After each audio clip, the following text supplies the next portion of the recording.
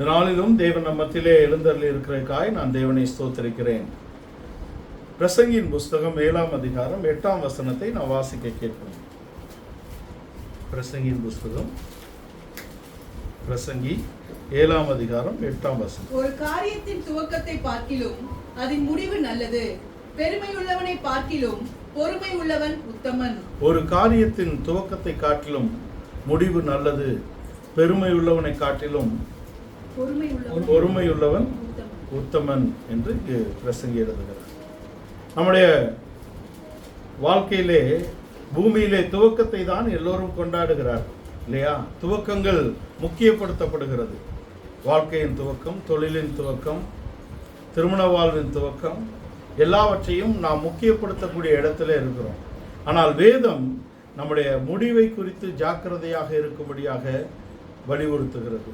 தேவன் எப்பொழுதும் முடிவை குறித்து அவர் கரிசனை உள்ளவராக இருக்கிறார். முடிவுடைய முக்கியத்துவத்தை நாம் தெரிந்து கொள்ள வேண்டும். முதலாவது முடிவின் முக்கியத்துவம், இரண்டாவது பொறுமையின் பலன், மூன்றாவது பெருமையின் ஆபத்து. இந்த மூன்று பகுதிகளை நாம் வருடத்தின் கடைசியிலே சிந்திக்கும்படியாக இருக்கிறோம் இல்லையா? இங்கே முடிவின் முக்கியத்துவம், முதலாவது முடிவின் முக்கியத்துவம், இரண்டாவது பொறுமையின் பலன், பொறுமையின் வல்லமை அல்லது பொறுமையின் பலன், மூன்றாவது பெருமையின் ஆபத்து. இந்த மூன்றையும் நாம் சிந்தித்துதான் இந்த வருடத்தை நாம் முடிவு செய்து புதிய வருடத்தின் துவக்கத்துக்குள்ளே நாம் பிரவேசிக்கும்படியாக இருக்கிறோம். நம்முடைய வருடத்தை நாம் எப்படி முடிக்கப் போகிறோம் என்பதில் தான் நம்முடைய வருடத்தின் துவக்கத்தின் மெய்யான பகுதி இருக்கிறது. புதிய வருடத்தில் நாம் ஆசீர்வாதத்தின் நிறைவை நாம் பெற்றுக்கொள்ள வேண்டும் என்றால் நாம் இந்த வருடத்தின் கடைசியை நாம் எப்படி முடிக்கப் போகிறோம், இதை தான் நாம் தொடர்ச்சியாக சுத்திகரிப்பு நாட்களிலும் நாம் கேட்டு வந்தோம். அன்றைக்கு நாம் இங்கு நடத்திய கூட்டத்திலும் முடிவை குறித்து தான் நாம் முக்கியத்துவப்படுத்தி பேசினோம். அதனாலே நாம் இந்த வருடத்தின் முடிவு பகுதிக்குள்ளே வந்திருக்கிறோம். இன்னும் 1 மணி நேரம் தான் இல்லையா? நாம் புதிய வருடத்துக்குள்ளே போக போகிறோம். We'll change our calendars. The dates will change. ஆனால் மெய்யாகவே நமக்குள் ஒரு மாற்றம் வருகிறதா? நம்முடைய ஆவிக்குரிய ஜீவியத்திலே, நம்முடைய தன்மையிலே, நம்முடைய சுபாவங்களிலே மாறுதல் ஏற்படுகிறதா என்பதுதான் மெய்யான ஆவிக்குரிய ஆசீர்வாதமாக இருக்கிறது என்பதை நாம் தெரிந்து கொள்ளலாம். எத்தனையோ பேர் துவங்கி இருக்கிறார்கள், ஆனால் முடிவு எப்படி இருக்கிறது என்பதை நாம் பார்க்க வேண்டும். ஓட்டத்தின் துவக்கத்தையும் ஓட்டத்தின் முடிவையும் வேதம் எப்பொழுதும் முக்கியப்படுத்துகிறது. நல்ல போராட்டத்தை போராடினேன் என்று பவுல் சொல்லுகிறார். நல்ல போராட்டத்தை போராடினேன், ஓட்டத்தை முடித்தேன். முடிப்பதுதான் அங்கே முக்கியமான விஷயமாக இருக்கிறது. எங்களோட ஓட துவங்கினவர்கள் எத்தனையோ பேர் ஓடி முடிக்கவில்லை என்று அப்போஸ்தலனாகிய பவுல் சொல்லுகிறார் இல்லையா? அவர் சிலரை குறித்து சொல்லும் பொழுது பட்டியலிடுகிறார். இவர்கள் எல்லாம் விசுவாசமாகிய கப்பலை உடைத்து போனார்கள். அங்கே தேமா பிரபஞ்சத்தின் மேல் ஆசை வைத்து எங்களை விட்டு பிரிந்து போனான். இப்போ பிரபஞ்சத்தின் மேல், உலகத்தின் மேல் ஆசை வைத்து பிரிந்து போனவர்கள் இருக்கிறார்கள். விசுவாசமாகிய கப்பலை உடைத்தவர்கள் இருக்கிறார்கள். பலவிதமான காற்றுகளினாலே தங்கள் கப்பல் சேர வேண்டிய பகுதியை சேராதவர்கள் இருக்கிறார்கள் இல்லையா? துவக்கம் எப்படிப்பட்டது என்பதை நாம் நிதானிக்க வேண்டும். கலாத்தியருக்கு எழுதும்போது சொல்லுகிறார், ஆவியிலே ஆரம்பம் பண்ணின நீங்கள் மாம்சத்திலே முடிவடைய போகிறீர்களா? முடிவு எப்படி இருக்கிறது? ஆவியிலே துவங்குகிற நாம் ஆவியிலே முடிவடைய வேண்டும். ஆவிக்குரிய வாழ்க்கையை நாம் துவங்கி இருக்கிறோம். நம்முடைய முடிவு ஆவிக்குரிய விதத்திலே இருக்க வேண்டும். அதுதான் முக்கியம். அப்ப நம்முடைய வாழ்க்கையில் முடிவின் முக்கியத்துவத்தை அறிந்தவர்களாக நாம் வாழ வேண்டும். இப்பொழுது நமக்கு ஒரு வாழ்க்கை கொடுக்கப்பட்டிருக்கிறது. இதை நாம் எப்படி வாழ்கிறோம்? இம்மைக்காக வாழ்கிறோமா அல்லது மறுமைக்காக வாழ்கிறோமா? நமக்கு இயேசு கிறிஸ்துவை குறித்தும் அவருடைய ராஜ்யத்தை குறித்தும் நாம் யார் என்பதை குறித்தும் நாம் அடைய போகிற ஜீவியத்தை குறித்தும் அறிவு இருக்குமானால், அதனுடைய புரிதல் இருக்குமானால் நம்முடைய வாழ்க்கை எப்படிப்பட்டதாக இருக்கும்? நம்முடைய வாழ்க்கை முடிவை நோக்கினதாக இருக்கும். அப்ப நமக்கு இன்றைக்கு கொடுக்கப்பட்ட வாழ்க்கையை நாம் வரப்போகிற உலகத்துக்காக வாழக்கூடியவர்கள, ஆவிக்குரியவர்களாக நாம் அழைக்கப்பட்டிருக்கிறோம். நாம் இப்போ வாழக்கூடிய வாழ்க்கை இனி வரப்போகிற வாழ்க்கைக்கு ஏற்றாற் போல வாழும்படியாக நாம் அழைக்கப்பட்டிருக்கிறோம். இதுதான் நாம் வேறு பிரிக்கப்பட்டதின் நோக்கம். நம்ம யாரு? பரிசுத்தருடைய கூட்டம். நான் பரிசுத்தராய் இருக்கிறது போல நீங்கள் பரிசுத்தராய் இருங்கள் என்று அழைத்தார். அப்ப பரிசுத்தம் என்றால் என்ன? பரிசுத்தம் என்றால் த ஹோலி அப்படின்னாலே செட் அப்பார்ட், வேறு பிரிக்கப்பட்டவர்கள். நாம் உலகத்திலே வேறு பிரிக்கப்பட்ட கூட்டம். நாம் உலகத்தில் இருந்தும் மனுஷரில் இருந்தும் நாம் வேறு பிரிக்கப்பட்டு தேவனாலே நாம் கொண்டு வரப்பட்ட ஜனங்கள். அப்ப நம்முடைய துவக்கம் கிறிஸ்து துவங்கி இருக்கிறார், உண்மைதான். ஆனால் கிறிஸ்துவிலே நாம் முடிவடைய வேண்டும். எபிரேயர் நிருபம் 3ஆம் அதிகாரத்தின் முதல் வசனத்திலே, பரம அழைப்புக்கு அழைக்கப்பட்ட பரிசுத்த சகோதரரே, நீங்கள் அறிக்கை பண்ணும் அப்போஸ்தலரும் பிரதான ஆசாரியுமான கிறிஸ்து இயேசுவை கவனித்து பாருங்கள். அவரை நீங்கள் கவனித்து பார்த்தால்தான் எபிரேயர் 12ஆம் அதிகாரத்தின் முதல் வசனத்திலே சொல்லப்பட்ட விசுவாசத்தை அவர் துவக்குவார், விசுவாசத்தை அவர் முடிப்பார். அப்பொழுதுதான் இயேசுவின் மேல் நாம் சிந்தை வைத்து அவரை பார்த்து நாம் நடக்கக்கூடிய வாழ்க்கை இருந்தால்தான் நம்முடைய விசுவாசம் காக்கப்படும். நம்முடைய விசுவாசத்தை துவக்கினவர் கிறிஸ்து, நம்முடைய விசுவாசத்தை முடிக்கிறவர் கிறிஸ்து. மேகம் போன்ற இத்தனை திரளான 12:1 மேகம் போன்ற இத்தனை திரளான சாட்சிகள் நம்மை சூழ்ந்திருக்க பாவமான பாரமான எல்லாவற்றையும் தள்ளி விசுவாசத்தை துவக்கினவரும் விசுவாசத்தை முடிக்கிறவருமாகிய கிறிஸ்து இயேசுவை நோக்கி பார்த்து நமக்கு முன்பாக வைக்கப்பட்ட ஓட்டத்தை நாம் பொறுமையோடே ஓட வேண்டும். பொறுமையோடே ஓட வேண்டும் என்றால் ஓட்டத்தின் முடிவுதான் முக்கியம், இல்லையா? பஞ்ச் ஷாட்ஸ் சொல்லுவாங்க, அநேகர் சேர்ந்து துவங்குவார்கள், இல்லையா? ட்ராக் ஈவென்ட்ஸ், அந்த ஓட்ட பந்தயங்களிலே தனித்தனியாக தங்களுக்கு வைக்கப்பட்ட லேன்ல ஓடுற ஓட்டம் இருக்கிறது, இல்லையா? அது சட்டத்தின்படி ஓட வேண்டும். எனக்கு வைக்கப்பட்ட ஓட்டத்தை நான் ஓடி எனக்காக வைக்கப்பட்ட கிரீடத்தை நான் பெற வேண்டும். எவ்வளவு நீங்கள் வேகமாக ஓடினாலும் நீங்கள் சட்டத்தை மீறினால் முடிசூடப்பட மாட்டீர்கள். ஆனால் பஞ்ச் ஷாட்ஸ் இருக்கு, டிஸ்டன்ஸ் தூர ஓட்டம் இருக்கிறதில்ல, அதுக்கு கூட்டமாக துவங்குவார்கள். மேரத்தான்ஸ் எல்லாம் ஓடும்பொழுது 4000, 5000, 10,000 அந்த கண்ட்ரி கிராஸு அப்படின்னு அப்படியே போகும்பொழுது, தூர ஓட்டங்கள் வரும் பொழுது கூட்டமாக ஆரம்பிப்பார்கள். ஆரம்பம் அங்கே முக்கியத்துவமே அல்ல, முடிவு வரைக்கும் யார் ஓடி முடிக்கிறார்கள் அதுதான் விஷயம். முடிவு பரியந்தம் நிலை நிற்பவனே ரட்சிக்கப்படுவான். நம்முடைய ஓட்டத்தில் முக்கியமானது என்ன? நாம் முடிவை குறித்து ஜாக்கிரதை உள்ளவர்களாக இருக்க வேண்டும், இல்லையா? ஓடக்கூடிய வாழ்க்கையிலே ஓட்டப்பந்தயம் என்றே எடுத்துக்கொள்ளுங்களேன். நாம் இவ்வளவு தூரம் ஓடுவதற்கான திராணி நமக்கு இருக்கிறதா, பலன் நமக்கு இருக்கிறதா, இல்லையா? ஸ்டாமினாலாம் கால்குலேட் பண்ணி அவங்களுடைய எபிலிட்டியை பார்த்து தான் ஓடுவாங்க. அப்படி ஆவிக்குரிய வாழ்க்கையிலே நாம் கணக்கு போட்டு ஓட வேண்டும். நம்முடைய குறைவான பகுதிகளை நிறைவாக்கக்கூடிய கிறிஸ்து இருக்கிறார், இல்லையா? இன்றைக்கு வரைக்கும் நடத்தி கொண்டு வந்திருக்கிறார். இந்த செய்தியை நாம் வருஷத்தின் முடிவு என்று எடுத்துக்கொள்ளக்கூடாது. நம்முடைய வாழ்க்கையின் முடிவை குறித்த ஒரு செய்தியாக நாம் எடுத்துக்கொள்ள வேண்டும். நம்முடைய வாழ்க்கையை நாம் துவக்கி இருக்கிறோம். எங்கே துவக்கினோம்? நம்முடைய பிறப்பு துவக்கமாக இருக்கிறதா? நம்முடைய வளர்ச்சி துவக்கமாக இருக்கிறதா? அல்லது கிறிஸ்து நம்மை மீட்டு கொண்டு வந்தாரே அது துவக்கமாக இருக்கிறதா? நம்முடைய ஆவிக்குரிய வளர்ச்சியின் துவக்கம் என்பது கிறிஸ்து நம்மை மீட்டெடுத்தாரே அதுதான். நாம் அன்றைக்கு தான் கிறிஸ்துவுக்குள் புதிதாக சிருஷ்டிக்கப்பட்டிருக்கிறோம். பேதுரு அப்போஸ்தலன் அதை பற்றி சொல்லுகிறார், நாம் மாம்சத்தில் பிறந்ததை அவர் கணக்கில் கொண்டு வரவில்லை, நீங்கள் கிறிஸ்து இயேசுவுக்குள்ளாக வசனத்தினாலே ஜெனிப்பிக்கப்பட்டிருக்கிறோம் என்பது நாம் ஆவிக்குரிய ரீதியிலே ஜெனிப்பிக்கப்பட்டதாக இருக்கிறது. இதுதான் ஒருவன் கிறிஸ்துவுக்குள் இருந்தால் புது சிருஷ்டியாய் இருக்கிறான், பழையவைகள் ஒளிந்து போயின எல்லாம் புதிதாயின என்பது புதிதாக்கப்பட்ட புதிய மனிதனை தரித்து கொண்ட நாம் பழையவைகளை விட்டுவிட வேண்டும். பழையவைகள் என்றும் இருக்கிறதா? பழையவைகளை குறித்த சிந்தை இருக்கிறதா? உலகம் இழுத்ததே. அப்போஸ்தலனாகிய பவுலோடு இருந்தவர்களை உலகம் இழுத்ததாக எழுதுகிறார் சிலரை, இல்லையா? தேமா இந்த உலக பிரபஞ்சத்தின் மேல் ஆசை வைத்து போய்விட்டான். உலகம், மாம்சம், பிசாசு, இது மூன்றையும் கிறிஸ்து ஜெயித்தது போல கிறிஸ்துவின் மனை ஜெயிக்க வேண்டும். மனவாட்டி, கிறிஸ்துவின் மனவாட்டி முற்றிலும் ஜெயம் பெறுகிற இடத்துக்கு வர வேண்டும். கிறிஸ்துவை அடைவதற்காக ஒரு வாழ்க்கை நாம் வாழ வேண்டும். நம்முடைய சிந்தை கிறிஸ்துவை பற்றினதாக இருக்க வேண்டும். அப்பொழுதுதான் நாம் முடிவை பற்றி நாம் ஜாக்கிரதை உள்ளவர்களாக, முடிவை பற்றிய அறிவுள்ள கூட்டமாக நாம் காணப்படுவோம். இது வருடத்தின் முடிவை குறித்து பேசவில்லை. நாட்கள் நமக்கு நீடிக்கப்படுகிறது. கிறிஸ்து வரும் வரை நாம் பூமியில இருப்போம் என்ற நம்பிக்கை நாம் ஒவ்வொருவருக்கும் இருக்கிறது. வருகையோ மரணமோ அல்லது வருடத்தின் முடிவோ நாம் அதை குறித்து கணக்கிடுகிறது அல்ல. நம்முடைய ஜீவியத்தின் முடிவை குறித்து கணக்கிடுகிறவர்களாக நாம் இருக்க வேண்டும். அதுதான் முக்கியம். முடிவை குறித்த ஒரு தெளிவு, முடிவை குறித்த ஒரு ஜாக்கிரதை, முடிவை குறித்த ஒரு கரிசனை உள்ளவர்களாக நாம் ஜீவிக்க வேண்டும். அநேகருடைய துவக்கம் வித்தியாசமாக இருந்தது, ஆனால் முடிவு வேறு விதமாக இருக்கிறது. அப்படி ஒரு துவக்கத்தையும் முடிவையும் நாம் பெறக்கூடாது. அப்போஸ்தலனாகிய பவுல் சொல்லுகிறார், எங்களை விட்டு சிலர் பிரிந்து போனார்கள், பிரபஞ்சத்தின் மேல் அவர்கள் சிந்தை வைத்து பிரிந்து போனார்கள். பலவிதமான காற்றுகள் என்பது உபதேசம். இன்றைக்கு உபதேசங்கள் பலவிதமாக அது அங்கே பரம்பி இருக்கிறது.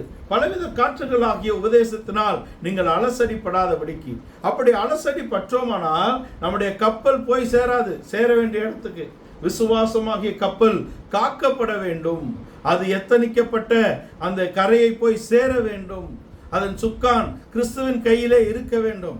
அதன் நங்கூரமாக கிறிஸ்துவின் மேல் உள்ள நம்பிக்கை இருக்க வேண்டும். அப்பொழுதுதான் அந்த கப்பல் கரை போய் சேர முடியும். விசுவாசமாகிய கப்பல் போய் சேர வேண்டும் என்றால் அது கிறிஸ்துவினாலே நடத்தப்பட வேண்டும், கிறிஸ்துவினாலே காக்கப்பட வேண்டும். இல்லையா? சின்ன சுக்கானை வைத்து பெரிய கப்பல் திருப்பப்படுகிறது. அது சுயபலத்தில் திருப்பப்பட முடியுமா? அப்படி சுயபலத்தில் திருப்பின அநேகர் இல்லை. 2025 துவங்கின அநேகர் நம்மோட இல்லை. பூமியிலே இல்லாமல் போனவர்களை நான் பேசவில்லை. பூமியில் இல்லாமல் போனவர்களும் அநேகர் தான். அவர்கள் மரித்து போனார்கள். அவர்களை பற்றி நான் பேசவில்லை. இந்த 2025 விசுவாசத்தோடு நம்ம போல துவக்கின அநேகர் கிறிஸ்துவை விட்டு பின்வாங்கி போனார்கள், உபதேசத்தை விட்டு பிரிந்து போனார்கள், ஐக்கியத்தை விட்டு பிரிந்து போகிறார்கள். எப்படி? நீங்கள் எங்களோடு ஐக்கியமாயிருங்கள். எங்கள் ஐக்கியம் பிதாவாகிய தேவனோடும் அவருடைய குமாரனாகிய கிறிஸ்து இயேசுவோடும் இருக்கிறது என்று யோவான் சொல்லுகிறார். அப்ப பரிசுத்தவான்களின் ஐக்கியம் என்பது நம்முடைய முடிவை பற்றிய உறுதியை கொடுக்கிறது. இல்லையா? அசைவில்லாத ராஜ்யத்தை பெறப்போகிற நாம் நம்முடைய விசுவாசம் அசையுமா? அசையலாமா?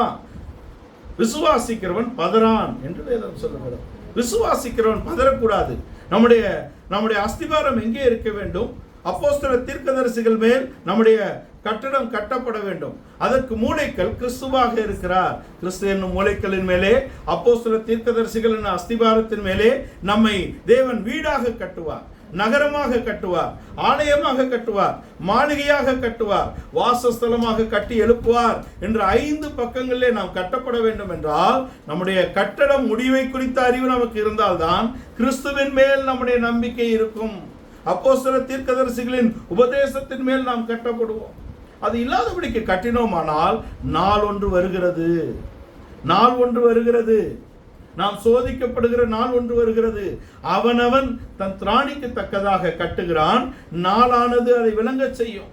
காற்று வந்து மோதுகிறது, அலை வந்து தண்ணீர் வந்து மோதுகிறது, அக்கினியினால் சோதிக்கப்படுகிறது என்று அவர் எல்லா பக்கத்தையும் அவர் சொல்லுகிறார். எல்லா பக்கத்திலும் நாம் அது நிற்க வேண்டும் என்றால் நாம் முடிவை குறித்து ஒரு கட்டடம் கட்டுறோம் இல்லையா?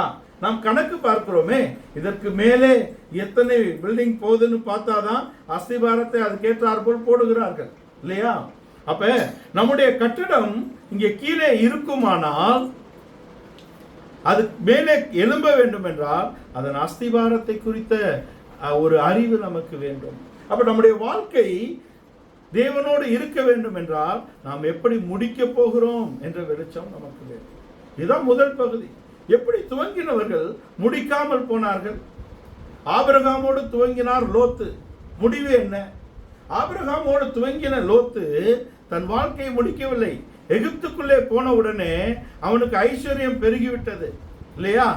இவர்களுடைய மந்தையும் அங்கே லோத்தின் மந்தையும் ஆபிரகாமின் மந்தையும் அங்கே பூமி தாங்காத அளவுக்கு பெருகிவிட்டது. பணம் வந்த உடனே என்ன செய்யும்?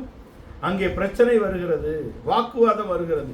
ஆபிரகாம் சொல்லுகிறாரு, உன் மேய்ப்பருக்கும் என் மேய்ப்பருக்கும் வாக்குவாதம் வேணாம், நீ இந்த பக்கம் போனா நான் அந்த பக்கம் போகிறேன் என்று சொன்னாரே தவிர வாக்குதத்தத்தின் தேசத்தை விட்டு போக சொல்லவில்லை. ஆனால் இவன் வாக்குதத்தத்தின் தேசத்தை விட்டு போய்விட்டான். தன் கண்களை ஏறெடுத்து பார்க்கிறான். அங்கே சோவாருக்கு போகும் வழி வரைக்கும் இருக்கக்கூடிய சமபூமி முழுவதும் ஏதேனை போலவும் எகிப்து தேசத்தை போலவும் இருந்தது. எப்படி ஏதேனும் எகிப்து தேசம் ஒன்றாக தெரிகிறது? இவனுடைய தரிசனம் கெட்டுவிட்டது. 2 கொரிந்தியர் 5ஆம் அதிகாரத்தில் சொல்லுகிறார், நாங்கள் தரிசித்து நடக்கிறோம், நாங்கள் தரிசித்து நடவாமல் விசுவாசித்து நடக்கிறோம். விசுவாசித்து நடக்கக்கூடிய ஆபிரகாமோடு அழைக்கப்பட்ட இந்த லோத்து தரிசித்து நடக்கக்கூடிய இடத்துக்கு ஏன் போக வேண்டும்? அவனுடைய விசுவாசம் அசைந்து விட்டது. இப்படியே தான் இருப்பார் இந்த ஆபிரகாம். எவ்வளவு வந்தாலும் இப்படிதான் இருப்பார். இவரோட நம்ம இருக்க முடியும் இல்லையா? நமக்கு வசதி வாய்ப்புகள் வரும்போது லைஃப் ஸ்டைல் மாறணும் அப்படின்னு நினைக்கிறார் லோத்து இல்லையா? அதான் அவருடைய தாட்டு. இவர் ஆபிரகாம் இப்படியே தான் இருப்பார். இன்னும் எவ்வளவு வந்தாலும் சீமானாகிவிட்டான் ஆபிரகாம். ஆனாலும் அவன் கூடாரங்களிலே தான் வாசமாக இருக்கிறான்.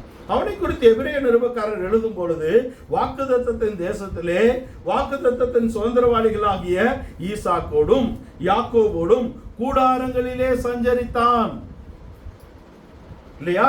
தன்னை அந்நியனும் பரதேசியும் என்று அறிக்கையிட்டான்.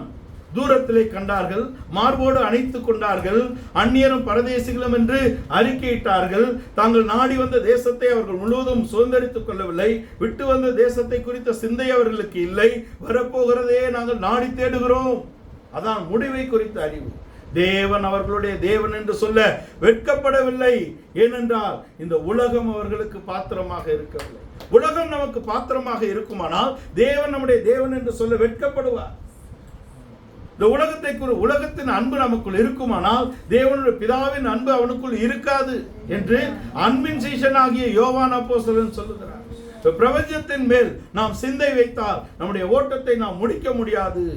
இம்மையின் மேல் நாம் கருத்தாய் இருந்தால் நாம் மறுமையை அடைந்து கொள்ள முடியாது. இம்மைக்குரிய காரியங்கள் மேல் கருத்தாய் இருக்கிறவர்கள் மறுமைக்குரியவர்கள் அல்ல. இம்மைக்காக கிறிஸ்துவை நாடுகிறவர்கள் மிகவும் பரிதவிக்கப்பட்டவர்கள் என்ற இடத்தில் முடிவடைகிறார். அப்ப நம்முடைய வாழ்க்கையிலே நாம் முடிவை குறித்த கருத்து நமக்கு இருக்க வேண்டும். முடிவுதான் முக்கியம். முடிவை குறித்த கருத்து நமக்கு இருக்கிறதா? முடிவை குறித்த கரிசனை நமக்கு இருக்கிறதா? முடிவை குறித்த கருத்து நமக்கு இருந்தால் நாம் தரிசித்து அல்ல விசுவாசித்து நடப்போம். லோத்துடைய முடிவு என்ன? போறாரு, வெளியில தான் கூடாரம் போட்டார், அடுத்து கொஞ்சம் உள்ள போனார், அப்புறம் அங்க வீட்டுக்குள்ளேயும் போயிட்டார் இல்லையா? சோதோம் கொமோராவுக்குள்ளே அவருக்கு ஒரு கட்டடத்தில் வீடு இருந்தது இல்லையா? இப்ப அந்த ஊராட்களோடு அவர் இப்ப மூப்பர்களோடு உட்கார்ந்து இருக்கிறார். அவ்வளவு பெரிய ஆள் ஆயிட்டாராங்க. ஆனால் ஆபத்து வந்து விட்டது. லோத்து சோதோம் குமாராவுக்கு போனது விட அங்கிருந்தும் அவன் காப்பாற்றப்படுகிறான். ஆபிரகாம் ஜெபிக்கிறார், அவர் காப்பாற்றப்படுகிறார். ஆனால் லோத்தின் குடும்பத்துக்குள்ளே சோதோம் வந்து விட்டது. அதான் விஷயம் இல்லையா? அவருடைய மனைவி கத்தூனாய் போனதின் விஷயம் என்ன? அவர்களுக்குள் இருந்த சோதோம் எடுக்கப்படவில்லை. அவனுடைய முடிவு எப்படி போனது? அவனை தப்புவித்தார். நீதிமானாகிய லோத்தை அவர் தப்புவித்திருக்க என்று புதிய ஏற்பாட்டிலே அவரை குறித்து எழுதியிருக்கு. என்னங்க நீதிமான்? அவனுடைய முடிவு என்ன? அவனுடைய 2 சந்ததியும் அங்கே தேவாலயத்துக்குள் பிரவேசிக்க முடியாது, தேவனுடைய எல்லைகளுக்குள் வர முடியாது என்ற முடிவா அவன் நீதிமான் என்று சொல்லுகிறது? அவனுடைய துவக்கம் சரிதான், அவனுடைய முடிவு எங்கே போய் இருக்கிறது? அதான் நம்ம பார்க்கணும். நம்முடைய துவக்கத்தை காட்டிலும் நம்முடைய முடிவு சரியாக இருக்க வேண்டும் என்றால் நாம் தேவன் மேல் கருத்துள்ளவர்களாக இருக்க வேண்டும். தேவனுடைய பிரமாணங்களையும் அவருடைய கட்டளைகளையும் நாம் கை கொண்டு நடக்க வேண்டும். அதுதான் விஷயம். அதன்படி நடந்தால்தான் நாம் காக்கப்படுவோம் என்பதை நாம் தெரிந்து கொள்ள வேண்டும். இஸ்ரவேல் பாலும் தேனும் ஓடக்கூடிய தேசத்துக்கு அழைக்கப்பட்டது. எகிப்திலிருந்து அவர்களை விடுதலையாக்கினார். பார்வோனின் கையிலிருந்து அவர்களை விடுதலையாக்கினார். ஆளோட்டிகள் இடத்திலிருந்து அவர்களை விடுதலையாக்கினார். எகிப்து என்பது உலகம், பார்வோன் என்பது பிசாசு, ஆளோட்டிகள் என்பது பாவ அவயவங்கள். இது 3லிருந்தும் இஸ்ரவேலை விடுதலையாக்கினார். பஸ்கா ஆட்டுக்குட்டியின் ரத்தத்தினாலே விடுதலையாக்கப்பட்டார்கள். இயேசு கிறிஸ்துவின் ரத்தத்தினாலே நாம் விடுதலையாக்கப்பட்டிருக்கிறோம். பாவம், மரணம், உலகம், பிசாசை ஜெயிக்கக்கூடிய வல்லமை நமக்கு கொடுக்கப்பட்டிருக்கிறது. உலகத்திலிருந்தும் பாவத்திலிருந்தும் பிசாசின் பிடியிலிருந்தும் நம்மை விடுதலையாக்கி இருக்கிறார் தேவன்.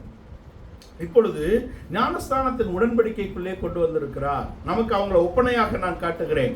இங்கே சிவந்த சமுத்திரத்தை பிளந்தார், மேகத்தின் மூடாக அவர்களை நடத்தினார். அங்கே சமுத்திரத்திலே அவர்களுக்கு ஒரு பாதையை உண்டாக்கி கொடுத்தார். இல்லையா? ஒரே மேகத்தின் கீழாகவும் ஒரே சமுத்திரத்தின் ஊடாகவும் அவர்கள் ஞானஸ்தானம் பெற்றார்கள் என்று 1 கொரிந்தியர் 10 பவுல் எழுதுகிறார். அப்படி கொண்டு வரப்பட்ட அவர்களை தேவன் ஏந்தி தாங்கி தப்புவித்து அவர்களுக்கு வாக்குத்தத்தத்தின் தேசத்தை கிருபையாக கொண்டு வருகிறார். மோசேயை வைத்து வழி நடத்தி கொண்டு வந்த இடத்திலே முதலாவது சீனாயிலே அவர்களுக்கு பிரமாணங்களை கொடுத்தார். அதுதான் அவர்கள் நடக்க வேண்டிய வழி. நமக்கும் இந்த வனாந்திர யாத்திரையிலே நமக்கும் இங்கே வேதம் கொடுக்கப்பட்டிருக்கிறது. இதை நாம் படித்து, இதை நாம் கேட்டு, இதை நாம் கை கொண்டு, இதை நாம் ஜீவித்தால் நம்முடைய முடிவு ஜெயமாக இருக்கும். அவர்கள் வாக்குத்தத்தத்தின் தேசத்தை கடக்கக்கூடிய இடத்திலே அங்கே பலவிதமான போராட்டங்கள், ஆனால் இவை எல்லாவற்றிலும் தேவன் அவர்களை நடத்தக்கூடிய இடத்தில் இருந்தார். நாம் தேவனுக்கு உண்மையுள்ளவர்களாக அவருடைய பிரமாணத்தை பற்றி கொண்ட ஜனங்களாக நாம் இருப்போமானால் நாம் வாக்குத்தத்தத்தின் தேசத்தை நாம் சுதந்தரிப்பது நிச்சயம். கடைசியாக அவர்கள் அங்கே உள்ளே பிரவேசிப்பதற்கு தடையாக இருந்தது என்ன? யோர்தான். கடைசியாக பரிகரிக்கப்படும் சத்துரு மரணமே என்று பவுல் கொண்டு வருகிறார். அவர்களுக்கு யோர்தான், நமக்கு மரணம். அப்ப இந்த 2 காரியத்திலும் தேவன் நம்மை ஒப்பனையாக வைத்திருக்கிறார். அவர்கள் நித்தியத்தை சுதந்தரிக்கிறார்கள். யாரு? அவருடைய வழிகளிலே நடக்கிறவர்கள் நித்தியத்தை சுதந்தரிக்கிறார்கள். எழுத்தின்படி இஸ்ரவேலர் அங்கே கானானை சுதந்தரிக்க வேண்டும். இதற்கு முன்னாக ஆசாரியர்கள் போக வேண்டும். பெட்டியை சுமக்கக்கூடிய ஆசாரியர்களுடைய பாதங்கள் பட்ட மாத்திரத்திலே பிரவாகித்து வந்த யோர்தான் 2ஆக பிரிந்தது என்பது பிரமாணத்தினாலே மரண வல்லமையை நாம் ஜெயிக்கக்கூடிய இடத்திலே இருக்கிறோம். அப்ப நம்முடைய முடிவு என்னமாக இருக்கும்? ஜெயமாக இருக்கும். மரணமே ஆனாலும் நம்மை ஜெயிக்க வைக்கக்கூடிய கிறிஸ்து நம்மோடு இருக்கிறார். அவருடைய உபதேசத்தின் அடிப்படைகள் நமக்கு இருக்கிறது. உடன்படிக்கை நமக்கு இருக்கிறது. உடன்படிக்கை பெட்டியை சுமக்கக்கூடிய ஆசாருடைய பாதங்கள் பட்ட மாத்திரத்திலே யோர்தானின் வல்லமை அங்கே பிரிக்கப்பட்டது. இந்த வருடத்தின் கடைசிக்கு வந்திருக்கிறோம். இந்த வருடத்தின் கடைசியை நாம் எப்படி முடிக்கப் போகிறோம்? நாம் கிறிஸ்துவோடு இருந்தால், நாம் பிரமாணத்தோடு இருந்தால், அவருடைய உடன்படிக்கையோடு நாம் இருந்தால் நாம் ஜெயமாக உள்ளே பிரவேசிக்க போகிறோம். இது முடிவை பற்றி நமக்கு இருக்கக்கூடிய கரிசனையாக இருக்கிறது. இப்படி ஒரு முடிவை நாம் அடைந்து கொள்ள வேண்டும் என்றால் நமக்கு 2வது பாயிண்ட்டுக்கு நம்ம வரணும். அது என்ன? பொறுமையின் வல்லமை. இந்த பொறுமை இருந்தால்தான் நாம் இந்த ஜெயத்தை பெற முடியும் என்பதாக இருக்கிறது. இங்கே நீங்க எபிரேயர் நிருபம் 10 நீங்க வாசிக்க கேட்கலாம். நீங்கள் தேவனுடைய சித்தத்தின்படி செய்து, நாம் தேவனுடைய சித்தத்தின்படி செய்து வாக்குத்தத்தம் பண்ணப்பட்டதை பெறுவதற்கு பொறுமை உங்களுக்கு வேண்டியதாக இருக்கிறது. பொறுமை நமக்கு வேண்டியதாக இருக்கிறது. என்ன வேணும்? நமக்கு பொறுமை வேண்டும். நீதிமொழிகள் 16 வாசிக்க கேட்போம். 16:32. பலவானை பார்க்கிலும் நீடிய சாந்தமுள்ளவன் உத்தமன். பட்டணத்தை பிடிக்கிறவனை பார்க்கிலும் தன் மனதை அடக்குகிறவன் உத்தமன். அப்ப யார் உத்தமன் என்று சொல்லுகிறார்? பலவானை பார்க்கிலும் நீடிய சாந்தமுள்ளவன் உத்தமன். பட்டணத்தை பிடிக்கிறவனை பார்க்கிலும் தன் மனதை அடக்குகிறவன் உத்தமன். இந்த 2த்துக்கும் என்ன வேணும்? பொறுமை வேண்டும். அப்படிதான் அங்க வருது. நீடிய சாந்தம் என்று இங்கு கொண்டு வரப்பட்டாலும் இதன் தன்மை எங்கிருந்து வெளிப்படுகிறது? பொறுமையிலிருந்து தான் வெளிப்படுகிறது. நம்ம அங்க கீவர்ஸா வாசமே பிரசங்கி 7:8 அதனுடைய பிந்தின பகுதி என்ன சொல்லுகிறது? பெருமை உள்ளவனை பார்க்கிலும், அங்க பெருமை உள்ளவனை பார்க்கிலும் தாழ்மை உள்ளவன் தானே எழுதி இருக்கணும். சரி, அங்க பெருமை உள்ளவனை பார்க்கிலும் பெருமைக்கு எதிரானது என்ன? ஏன் இங்க பொறுமைன்னு எழுதிட்டாரு? ஏன் இங்க பொறுமைன்னு எழுதிட்டாரு? பிழையா? இல்ல. தாழ்மை இருந்தால்தான் பொறுமை வரும். பெருமை உள்ளவனுக்கு தாழ்மை இருக்காது. இதற்கு நாம் ஒரு ஆளை பார்ப்போம். பொறுமையின் வல்லமைக்கும் பெருமையின் ஆபத்துக்கும் நாம் ஒரே நேரத்துல ஒரு ஆளை பார்ப்போம். இஸ்ரவேலின் முதல் ராஜா பெருமையினால் அழிந்தான். இஸ்ரவேலின் தேவனால் ஏற்படுத்தப்பட்ட முதல் ராஜா தாவீது. வரலாற்றின்படி 2வது ராஜா. அவன் பொறுமையினால் ஜெயித்தான் இல்லையா? இங்கே சாமுவேல் கிட்ட ராஜா கேட்டாங்க, அபிஷேகம் பண்ணுறேன் அப்படின்னு சொல்லிட்டார். சொன்ன உடனே அவனை கூப்பிட்டு அபிஷேகம் பண்ணக்கூடிய இடத்துல அங்கே அவனை நீ தான் ராஜா அப்படின்னு சொல்லி அபிஷேகம் பண்ணலாம் அப்படின்னு அவனை தேடுனா தளவாடங்களின் மத்தியில் போய் ஒளிஞ்சுக்கிட்டார். நம்மளை ராஜாவை அபிஷேகம் பண்ணுறோன்னா நம்ம மொத ரோவில் போய் உட்கார மாட்டோமா, குடும்பத்தோடு போயிடுவோம். ஃப்ரண்ட்டில் போய் உட்காந்து நம்மளை தான் இன்றைக்கி ராஜாவாக்க போகிறாங்களே. அங்கே ஃபஸ்ட்டு கூப்பிட்டு சொல்லும்போது சொல்லிட்டார், ஐயா எங்கள் கோத்திரம் பெஞ்சமின் கோத்திரம் இருக்கிறதுலையே நாங்கள் தான் 12வது கோத்திரம், சின்ன கோத்திரம். எங்கள் அப்பா ஒரு ஆளே இல்லைங்க, நான் வந்தது கழுத தேட. எவ்வளோ தாழ்மையான ஆள் பாருங்க. அவ்வளவும் வாயில தான் இருந்தது, உள்ளேருந்து வரல இல்லையா. உள்ளேருந்து வந்ததா இல்லையான்னு கண்டுபிடிக்கிறதுக்கு கடவுள் வெயிட் பண்ணுறாரு. ஏன்னா மக்கள் ராஜா கேட்டாங்க, யாரை தள்ளி? இல்லை, தேவனை தள்ளி. தேவன் நியாயாதிபதிகளை ஏற்படுத்தி தன் ஜனத்தை ஆண்டு கொண்டு வருகிறார். 15வது நியாயாதிபதியாக சாமுவேல் வந்திருக்கிறார். யோசேப்பின் கோத்திரம் தான் மேன்மையா வருது. பரிசுத்தத்தில் அடிக்கிறாங்க அவங்க இல்லையா, பரிசுத்தினால் ஜெயித்து வந்த இருக்கிறாங்க. இவனும் எப்ராயிம் மலை தேசத்திலிருந்து வந்த ஆசாரியனாக தான் இருக்கிறார் சாமுவேல். கூப்பிட்டு அங்க சாமுவேல் போய் துக்கப்படுறார். சாமுவேலை தள்ளி ராஜா கேட்ட உடனே சாமுவேல் சொல்றாரு, இப்ப நாங்கள் ஆளுகிறோம், தேவ சந்நிதியில் நின்று ஆளுகிறோம். நீங்கள் உங்களுக்கு வருகிறதெல்லாம் உங்களுக்கு எடுத்துக்கிட்டு ஏதோ நீங்க பார்த்து கொண்டாந்து கடவுளுக்கு நன்றி செலுத்துறீங்க, நாங்க வாங்கிக்கிறோம். ராஜா வந்தா டாக்ஸ் போடுவார். ஐயா உன் பிள்ளைங்கள்லாம் அவனுக்கு வேலை செய்யணும், அவன் பார்த்து எடுத்துட்டு மீதி தான் உங்களுக்கு கொடுப்பான் அப்படின்னு சொல்லும்போது சாமுவேல் இஸ்ரவேல் ஜனங்க என்ன நினைச்சிருப்பாங்க? ஐயா பதவி போதுனோன்னு எப்படி பார்த்தியா த்ரெட்டன் பண்றாரு நம்மளை அப்படின்னு தான் நினைச்சிருப்பாங்க. ஐயா பதவி போதுனோன்னு நம்மளை பயங்காட்டுறாரு அப்படின்னு நினைக்கிறாங்க. இந்த துக்கத்தில் அவன் போய் அழுகிறான். தேவன் சொல்றாரு, உன்னை அல்ல நான் ஆளாதபடிக்கு என்னை தள்ளினார்கள் அப்படின்னு சொல்றாரு. இப்போ அவங்களுக்கு என்ன, ராஜா தானே. ஓசியா தீர்க்கதரிசியை கொண்டு சொல்லுகிறார், கோபத்திலே அவனுக்கு ராஜாவை கொடுத்து உக்கிரத்திலே எடுத்துக்கொண்டேன். கோபத்துல தான் கொடுக்குறாரு. சவுலா போங்க. எப்படி பார்த்தீங்க? இஸ்ரவேல்லே ஹைட்டான ஆளு, ரொம்ப அழகான ஆளு, பலசாலி, பராக்கிரமசாலி. இவருக்கு மேல யாருங்க எங்களை ஆளணும்? இவ்வளவுதான். ஸ்மார்ட்டா இருக்காரு, ஸ்ட்ராங்கா இருக்காரு இல்லையா, வேற என்ன வேணும்? அவர் நின்னா அவர் தோலுக்கு யாருங்க நின்னா? யாரும் இல்லை. இது இவர்கள் பார்வையிலே தேர்ந்தெடுத்தது. சவுலை அவருக்கு கோபத்திலே கொடுத்து விட்டார், உக்கிரத்திலே அவனை எடுக்கிறார். இந்த சவுல் தாழ்மையாக வந்தான். பேச்சு என்ன? தாழ்மை தான். ஐயா நான் ஒரு ஆளா? ஏன் பெஞ்சமின் கோத்திரத்தை அவர்கள் எடுத்தார்கள் தெரியுமா உங்களுக்கு? பெஞ்சமின் தான் உள்ள வந்து பிறந்தவன், மண்ணின் மைந்தன். இந்த மைண்ட் செட் எல்லா தேசத்திலும் இருக்கு. அவன் தான் மண்ணின் மைந்தன். யாக்கோபின் குடும்பம் இஸ்ரவேலுக்கு அங்கே வாக்குத்தத்தத்தின் தேசத்தில் வந்த இடத்தில் பிறந்தவன் தான் பெஞ்சமின். இவன் தான் மண்ணின் மைந்தன். இவன் இல்லாம யார் ஆள்றது? வேற யாருக்கும் அவங்க சான்ஸ் கொடுக்கல, இவனுக்கு கொடுத்தாங்க. யூதாவுக்கு என்னங்க இருக்கு? யூதாட்ட வாழ்க்கையே இல்லைங்க, வாழ்க்கை இல்லை. யூதாவுடைய வாழ்க்கையை நம்ம சொல்ல முடியுமா? சகோதரிக்காக 2 பேர் பட்டயம் எடுத்த வீடுங்க, மானஸ்தங்க இல்லையா. இவன் மானங்கட்ட பொழைப்பு யூதாக்கு. இவன் வாழ்க்கை வெளியில சொல்ல முடியுமா? அப்பா வீட்டுக்கே போக முடியாது, அப்படி ஒரு வாழ்க்கை சிக்கி இருக்கிறான். ஆனால் இவனிடத்தில் சொந்த நீதி இல்லை, பெருமை இல்லை, தாழ்ந்திருக்கிறான். அங்க மருமக இப்படி பிரச்சனைன்னு சொன்னோன்னா கொண்டு அவளை வெட்டுவோம் அப்படிங்கிறான், கொண்டு அவளை கொல்லுவோம்.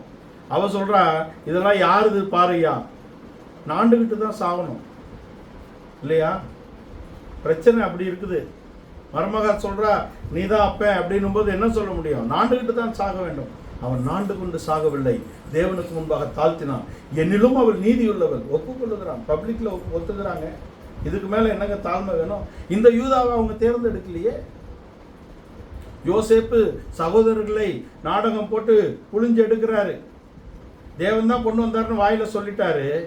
ஆனா போட்ட டிராமா பாருங்க, எவனுக்குலாம் ஹார்ட் அட்டாக் வரும்னே தெரியாது. அப்பா செத்துற போறாருன்னு பயப்படுறாரு யூதா. இப்படி இருக்கு நிலைமை இல்லையா. வாயில சொல்றாரு, பரிசுத்தவான், அவர்கிட்ட போக முடியாது நம்ம இல்லையா. பரிசுத்தமா வாழ்ந்த யோசேப்பு, போத்திபார் வீடோ இயேசுக்கு நெல்லாட்டம், நம்ம அவரை எதுவும் பேச முடியாது. அதனால ஆனா அவர் போட்ட டிராமா இருக்கே, பயந்து நடுங்கிட்டாங்க. அவருக்கு விஷயம் தெரியும், சிமியோன் தான் பிரச்சனை உண்டாக்குறான், அவனை பிடிச்சி ஜெயிலில் போடு, இப்போ மீதி ஒரு ஆளை போய் கொண்டு வா, எல்லாம் சொல்லிட்டாரு.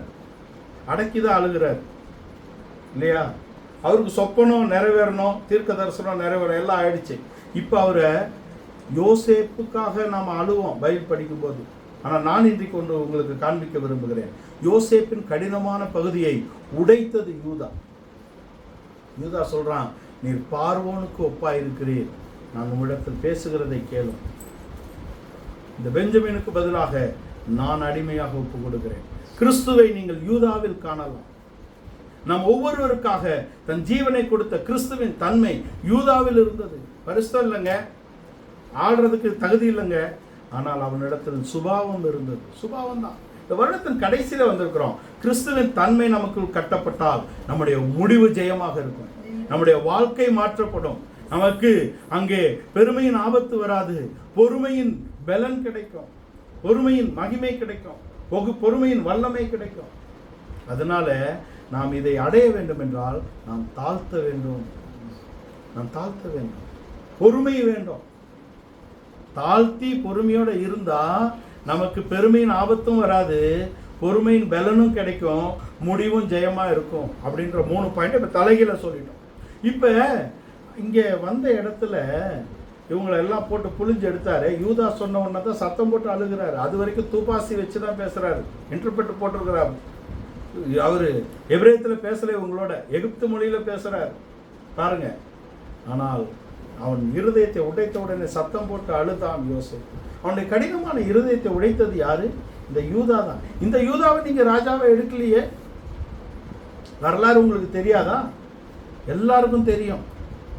ஓரல் தோரா, அங்கே தோரா எழுதி கொடுக்கப்பட்ட பின்பும் அதனுடைய பின்னணிகள், தங்களுடைய முற்பிதாக்களுடைய காரியங்களை அவர்கள் சொல்லக்கூடிய இடத்தில் தான் இருக்கிறார்கள். இந்த பெஞ்சமினுடைய முடிவு என்ன? இந்த பெஞ்சமின் கோத்திரத்து சவுலுடைய முடிவு என்ன? இது மாத்திரம் இல்லைங்க, அபிஷேகம் பண்ண கூப்பிட்டா ஓடி ஒளிஞ்சிட்டாரு.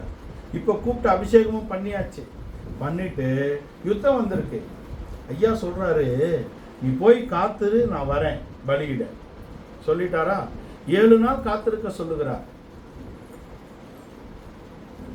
எபிரேய ஆராய்ச்சியாளர்கள் சொல்லுகிறார்கள் 23 மணி நேரம் 51 நிமிடம் முடிந்து இவன் பலி இட்டு திரும்பும் பொழுது அங்க சாமுவேல் இருக்க. 1 நிமிடத்தில் தப்ப விட்டவன். இவன் பொறுமையோட இருக்க மாட்டான்னு கடவுளுக்கு தெரியும். கரெக்டா போட்டார். இவனுக்கு பொறுமை கிடையாது, போடு.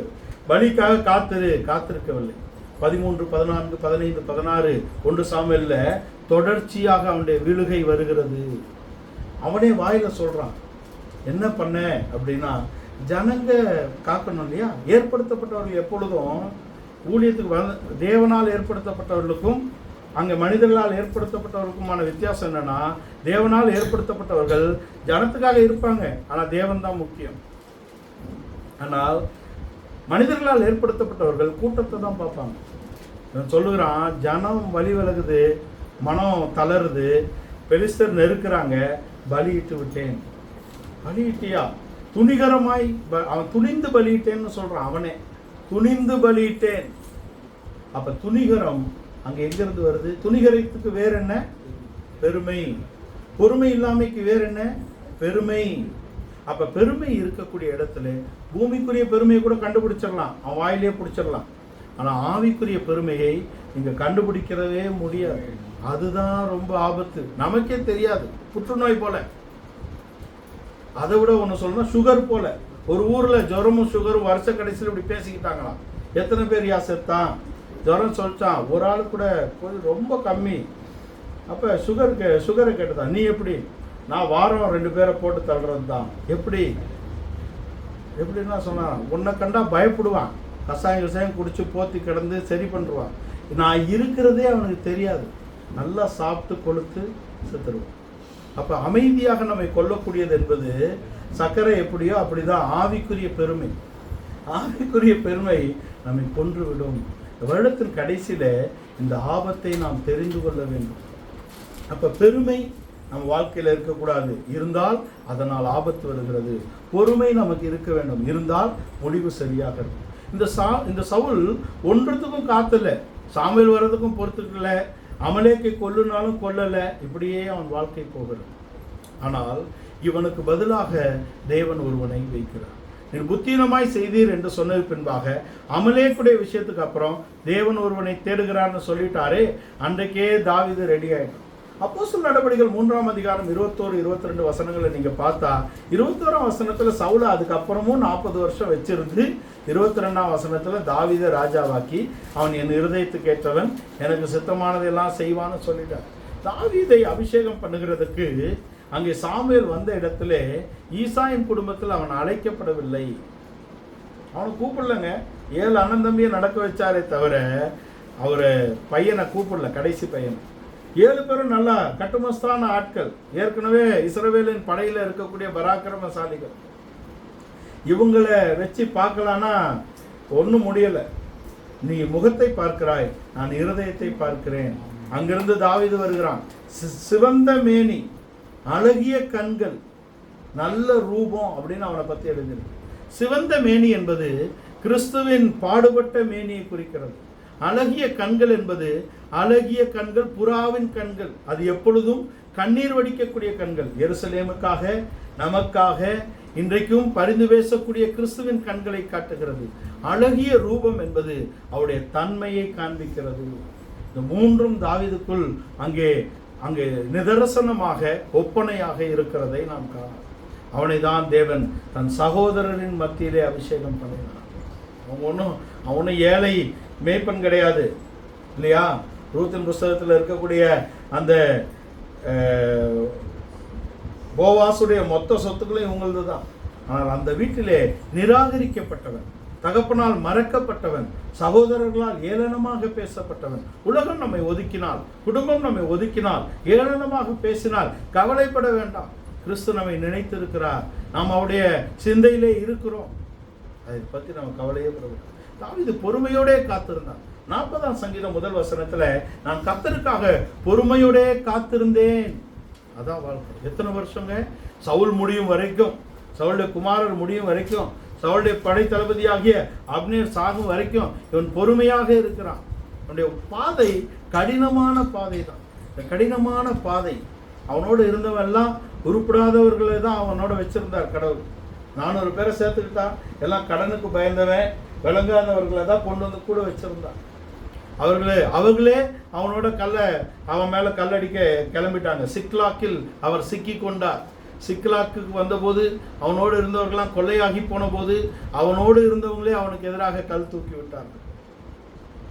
அங்கே ஒரு வசனம் இருக்கும் சிக்லாக்கில், அங்கே அவன் கர்த்தருக்குள் தன்னை பலப்படுத்திக் கொண்டு. நம்முடைய வாழ்க்கையின் எல்லா பாதையிலும் நமக்கு பொறுமை இருக்க வேண்டும் என்றால் நாம் கர்த்தருக்குள் நம்மை பலப்படுத்திக் கொள்ள வேண்டும். பொறுமையோடே காத்திருந்துதான் நம் சுதந்திரத்தை நாம் அடைந்து கொள்ள வேண்டும். சோர்ந்து போகாமல் நற்கிரியை செய்ய வேண்டும். கிறிஸ்துவுக்குள் நாம் நற்கிரியை செய்யும்படியாக கிறிஸ்து இயேசுவுக்குள் நாம் சிருஷ்டிக்கப்பட்டிருக்கிறோம் இல்லையா? சோர்ந்து போகாமல் நற்கிரியை செய்யணும். கிறிஸ்துவுக்கு நன்மைக்கு பதிலாக என்ன கிடைச்சது? தீமைதான் கிடைத்தது. கிறிஸ்துவை சிலுவையில் அடையும்படி சத்தம் போட்டவர்கள் எல்லோரும் அவரிடத்தில் 3.5 வருடம் நன்மையை பெற்றவர்கள். நம்மிடத்தில் நம்ம யாருக்கு பாவம் பார்த்து நன்மை செய்கிறோமோ அவன் கண்டிப்பாக நமக்கு ஏதாவது செய்யாமல் போகிறது இல்லை என்ற அனுபவம் நம்ம எல்லோருக்கும் இருக்கும். ஆனால் அதை குறித்து நாம் கவலைப்படக்கூடாது. சோர்ந்து போகாமல் நற்கிரியை செய்ய வேண்டும். ரோமருக்கு எழுதின நிருபம் 2ஆம் அதிகாரம் 7ஆம் வசனம் வாசிங்களேன். சோர்ந்து போகாமல் நற்கிரியை செய்ய வேண்டும். 6லிருந்து வாசிங்க. ரோமர் 2:6. தேவன் அவனுடைய கிரியைகளுக்கு தக்கதாய் அவனவனுக்கு பலனளிப்பார். சோர்ந்து போகாமல் நற்கிரியை செய்து மகிமையும் கனத்தையும் அழியாமையும் தேடுகிறவர்களுக்கு நித்திய. அப்ப என்ன கிடைக்கும்? சோர்ந்து போகாமல் நன்மை செய்யும்போது ரோமருக்கு எழுதின 2ஆம் அதிகாரம் 6 என்ன சொல்லுது? பலன் யார் தருவார்? தேவன் தருவார். 7 என்ன சொல்லுது? சோர்ந்து போகாமல் நற்கிரியை செய்யணும். சோர்ந்து போகாமல் நற்கிரியை செய்தா மகிமை கிடைக்கும், கனம் கிடைக்கும், அழியாமை கிடைக்கும். நம்ம சோர்ந்து போகாமல் செய்ய வேண்டியதான். இந்த தாவீது தான் இஸ்ரவேலை கோலியாத்து, அங்கே காத்தூரில் இருந்து அந்த கோலியாத்து இஸ்ரவேலையும் இஸ்ரவேலின் தேவனையும் ஏளனமாக பேசும்போது பராக்கிரமசாலி சவுல் கம்முன்னு இருக்காரு. போக வழி இல்லை. இப்போ கடவுள் தன்னோட இல்லை. சாமுவேலும் போயிட்டாரு. ஒரே பிரச்சனை. ஆனால் தாவீது தான் அந்த கோலியாத்தை முறியடித்தான். நம்ம எல்லாருக்கும் தெரிஞ்ச விஷயம்தான். அந்த தாவீது தான் இவனுக்கு பொல்லாத ஆவி வரும்போது அங்கே வாத்தியங்களை வாசித்து விடுதலையாக்குகிறான். ஆனால் அந்த தாவீதை தான் இவன் உக்கிரமாக கொலை செய்யும்படியாக தேடுகிறான். 1 சாமுவேல் 27 அதிகாரம் 1 வசனத்தில் அவர் சொல்ற, என்றைக்காவது ஒரு நாள் சவுல் கையிலே நான் மடிந்து போவேன். அவ்வளவு நிச்சயமாய் அவர் விரட்டிக்கிட்டு இருக்கிறார் சவுல். இப்ப சவுலுக்கு தாவீது செய்ததெல்லாம் நன்மை தான். அந்த நன்மைக்கு பதிலாக அவனுக்கு என்ன கிடைத்தது? தீமைதான் கிடைத்தது. ஆனால் அவன் கர்த்தர் மேல் நம்பிக்கை வைத்து காத்திருந்தான். கர்த்தருக்கு காத்திருக்கிறவர்கள் புதுபலன் அடைந்து, அந்த காத்திருப்பது என்பது அவருடைய பாதத்தில் இருப்பது மாத்திரமல்ல, அவரோடு நாம் இணைந்து இருப்பது, ஒன்றாக இணைந்து இருக்கக்கூடிய அனுபவமாக இருக்கிறது. தாவீது கர்த்தருக்காக எப்பொழுதும் காத்திருக்கக்கூடிய மனிதன். இப்படி தாவீது கோலியாத்தை ஜெயித்த போதும் என்ன வந்தது? பிரச்சனை தான் வந்தது. அந்த ஸ்திரீகள் பாடுகிறார்கள். பாடினா இவர் தான் பராக்கிரமசாலி. அது வரைக்கும் இஸ்ரவேல்ல தாவீது விட இவர் தான் முன்னேறந்தே. சவுல் கொண்டது 1000, தாவீது கொண்டது 10000. வந்துருச்சு கோபம். யாருக்கும் கோபம் வரும் இல்லையா? ஸ்திரீகள் பாடக்கூடிய இடத்துல இவருக்கு வந்த கோபம், அவன் மேல் காய்மாகாரம் கொண்டான். அதுக்கு பின்பாக தான் தேவனால் விடப்பட்ட பொல்லாத ஆய்வர்கள். இது பெருமையின் ஆபத்து. பெருமையின் ஆபத்து. பெருமையுள்ளவர்களை தேவன் எதிர்க்கக்கூடிய இடத்துல இருக்கிறார். ஏனென்றால் இந்த பெருமை ஒரு சுபாவம் கிடையாது. இந்த பெருமை ஒரு கேரக்டரா? இல்லை. இந்த பெருமை ஒரு சுபாவம் கிடையாது. இந்த பெருமை ஒரு ஸ்பிரிட், ஒரு ஆவி. இந்த பெருமையுள்ள ஆவியை தேவன், அது ஒரு பொல்லாத ஆவி. நமக்கே தெரியாது. ஒன்றும் இல்லாதிருக்க தன்னை ஒரு பொருட்டாக எண்ணக்கூடிய இடத்திலே அவனை வைப்பது ஆவி. அந்த ஆவிதான். விழுந்து போன தேவதூதன் பெருமையினால் தான் விழுந்தான். நான் ஏறுவேன், நான் உயர்த்துவேன், வடது செல்ற ஆராதனை கூடத்துக்கு நான் ஏறுவேன், சர்வ வல்லவருக்கு நான் ஒப்பாவேன். பெருமை. இந்த பெருமையை விழுந்து போன ஆவி இந்த மனிதனுக்குள்ளே கொண்டு வந்து விட்டது. மனிதன் தன் நிலை அறியாதவனாக பெருமை பாராட்டி திரிகிறான் இல்லையா? இந்த பெருமை மிக ஆபத்தானது என்பதற்கு இந்த சவுல் சரியான முன்னுதாரணம். அவனுடைய முடிவு என்ன? இவன் யாரை இந்த பெருமை கொண்டு, இந்த பெலிஸ்தியரும் இந்த இரக்கம் கொண்டு, இந்த கடவுளை விட இரக்கங்க அவருக்கு. அமலேக்கை கொல்லுன்னு கடவுள் சொல்றார். யார் சொல்றா? இரக்கமுள்ள தேவன் உன்னுடைய சத்துருவை கொல்ல சொல்லுகிறார். இவர் கொல்லலையே. சாமுவேல் தான் வந்து கொல்லணும்னா நீ எதுக்கு? உனக்கு பட்டயம் எதுக்கு? நீ ராஜா எதுக்கு? இவர் தானே வந்து கொல்றாரு. நம்முடைய வாழ்க்கையிலே நாம் எதிர்கொள்ள வேண்டிய, நாம் அழிக்க வேண்டிய தன்மைகள் இருக்கிறது. நான் பலமுறை நாம் பேசியிருக்கிறோம். ரோமருக்கு எழுதின 8ஆம் அதிகாரத்தின் பிந்தின பகுதியிலே உபத்திரவம் துவங்கி பட்டயம் வரைக்கும் இவைகள் எல்லாம் 7. அங்கே இஸ்ரவேலுக்கு 7 ஜாதிகள், நமக்கு 7 போராட்டங்கள். இதற்கு எதிராக இருக்கக்கூடிய தன்மைகள் அங்கே பேதுருவும் எபேசிய நிருபக்காரர் எழுதுகிறார். நாம் அழிக்க வேண்டிய பக்கங்கள். நாம் அழிக்க வேண்டிய இந்த பக்கங்களை அழித்தால்தான் நாம் புதிய மனிதனாக மாற்றப்படுவோம். அப்பொழுதுதான் முடிவை பொறுத்த கருத்து நமக்கு இருக்கும். அப்பொழுதுதான் நமக்கு பொறுமை வரும். அப்பொழுதுதான் நமக்கு பெருமை வராது. அப்ப நாம் அழிக்க வேண்டியவர்களை நாம் அழிக்கும்படியாக நாம் புதிய மனிதனாக வேண்டும் என்றால், கொலோசியர் 3 நீங்க வாசிச்சீங்கன்னா மாம்சத்தின் கிரியைகள் பட்டியல் போட்டு 3:10 தன்னை சிருஷ்டித்தவருடைய சாயலுக்கு ஒப்பாக பூரண அறிவை அடையும்படிக்கு புதிதாக்கப்பட்ட மனிதனை தரித்து கொண்டிருக்கிறீர்களே.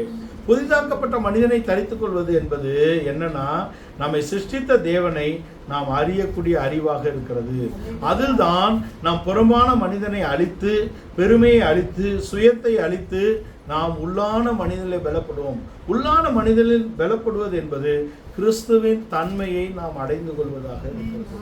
கிறிஸ்துவின் தன்மையை நம்முடைய ஜீவியத்திலே அடைந்து கொள்ள வேண்டும். உள்ளான மனிதனிலே நாம் பலப்பட வேண்டும். புறம்பான மனிதனை நாம் அழிக்க வேண்டும். நான் என்ற சுயம் தரைமட்டமாக போனால்தான் இனி நான் அல்ல, கிறிஸ்து என்னில் ஜீவிக்கிறார் என்ற இடத்திலே நம்முடைய வாழ்க்கை இருக்கும். இப்படிப்பட்ட ஒரு முடிவுக்கு நேராக நாம் இந்த வருடத்தின் கடைசிக்கு வந்தோம். இன்னும் கொஞ்ச நேரம் தான் புதிய வருடத்தை துவக்கப் போகிற நம்முடைய வாழ்க்கையிலே நம்முடைய சுயத்தை நாம் எடுத்து விடுவோம். நம்முடைய பெருமைகளை நாம் கலைந்து விடுவோம். என்னங்க பெருமை? என்ன இருக்கு? தேவன் தாழ்மையுள்ளவராக வந்தார். கடைசியாக பிலிப்பியர் 2ஆம் அதிகாரத்தை நமக்கு எல்லோருக்கும் தெரிஞ்ச வசனம் தான். 5, 6, 7, 8 வசனங்கள்ல கிறிஸ்து இயேசுவில் இருந்த சிந்தையே உங்களிலும் இருப்பதாக. என்ன? அவர் தேவனுக்கு சமமாக இருந்தும் அதை கொள்ளையாடின பொருளாக எடுக்கவில்லை, தம்மை தாமே வெறுமையாக்கி கீழே தாழ்மையாக வந்திருக்கிறார். அது என்ன? மனுஷர் சாயல், அடிமையின் ரூபம். மனுஷர் சாயல், அடிமையின் ரூபம். கீழ்ப்படிந்து, அதாவது சிலுவை மரண பரியந்தம் தன்னை தாழ்த்தி கீழ்ப்படிந்ததினாலே எல்லா நாமத்துக்கும் மேலாக அவருடைய நாமம் உயர்த்தப்படுகிறது. நாம் உயர்த்தப்பட வேண்டும். நாம் அசைவில்லாத ராஜ்யத்தை பெற வேண்டும் என்றால் நாம் தாழ்மையை நாம் தரித்துக் கொள்ள வேண்டும். நம்முடைய ஜீவியத்திலே தேவனுக்கு முன்பாக நாம் தாழ்த்துவோம் என்றால் தேவன் நம்மை உயர்த்த வல்லவராக இருக்கிறார். இந்த வருடத்தின் கடைசி பகுதியிலே நாம் இந்த வசனங்களுக்கு ஒப்புக் கொடுக்க வேண்டும். இந்த கடைசி எப்படி இருக்கிறது என்பதை நாம் அறிந்து கொள்ள வேண்டும். அந்த பெருமையுள்ளவனை காட்டிலும் பொறுமையுள்ளவன் உத்தமன். இந்த பொறுமை எப்படி வரும்? தாழ்மையில் தான் இந்த பொறுமை இருக்கிறது. கிறிஸ்துவின் தன்மையில் தான் இந்த பொறுமை இருக்கிறது.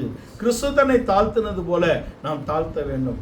கிறிஸ்து தன்னை துன்பப்படுத்தினவர்களை சகித்தது போல நாம் சகிக்க வேண்டும்.